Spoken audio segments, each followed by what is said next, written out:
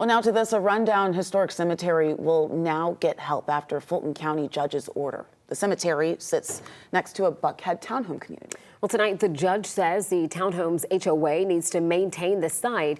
11 Alive's Galat Malamed shows us why people feel the cemetery is in desperate need of this help.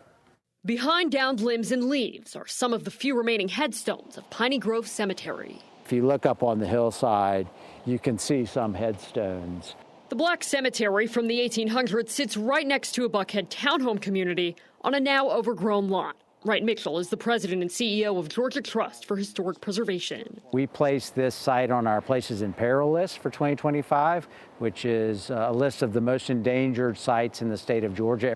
The fight to save the cemetery just got a win in Fulton County Court. A judge on Friday ruling the Bluffs at Lenox Townhomes Homeowner Association is responsible for maintaining the cemetery and making sure it's accessible to descendants. Two sisters whose loved ones are buried here sued the HOA nearly 2 years ago. According to court documents, the HOA was required to maintain it under city ordinances and the townhome community's declaration of covenants. It's very gratifying to see Rhonda and Audrey finally get the vindication and result that they deserve in court. The judge also declaring this is public land, writing this is land in which loved ones are buried, placed there to be venerated, not paved over or abandoned to wild vegetation. There are likely hundreds of burials in here that are not even known at this point. Mitchell wants to see the site surveyed so burials can be properly marked after it's cleaned up. He says the ruling isn't just a win for this cemetery. It's a vindication of the rights of individuals all over the state of Georgia who have ancestors buried in historic cemeteries. The judge is ordering the two sides to come up with a plan for how to care for the cemetery.